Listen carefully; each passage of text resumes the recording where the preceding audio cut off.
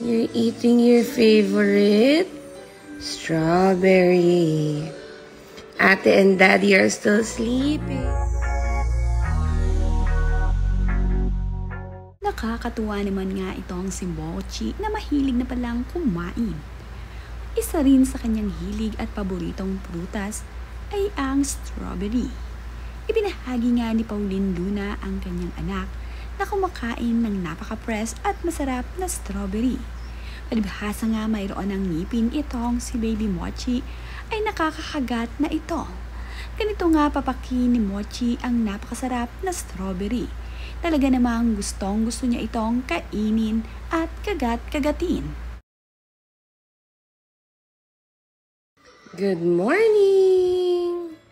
What are you eating? You're eating your favorite strawberry. Ate and Daddy are still sleeping.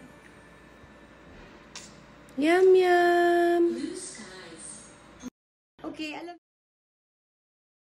Ganadong-ganadong ang kumain ng fresh na strawberry itong si Baby Mochi. At dahil natutuwa nga itong si Mommy Pauleng dito sa kanyang anak, ay ibinahagi niya sa kanyang social media ang cute na anak habang ito ay pumapapak ng strawberry. Kitang-kita naman nga na binabantayan ni Pauline Luna ang kanyang anak habang ito ay kumakain. Makikita rin na madungis na itong si Mochi dahil sa kanyang kinakaing strawberry. Kahit naman nga mayroon na itong dusing sa kanyang mukha, ay napaka-cute pa rin ng batang si Mochi. Ang saya-saya nga niya matapos niyang makain ang mga strawberry na nasa kanyang harapan.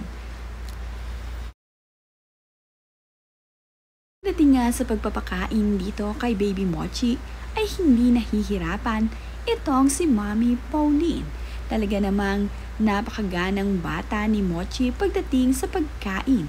Kaya naman itong si Mommy Pauline, ang mga fresh fruit ang kanyang ipinapakain dito at mga gulay.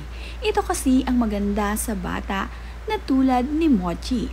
At dahil hindi naman pihikan ang kanyang anak, ay hindi ito nahihirapan sa paghahanda ng pagkain para dito.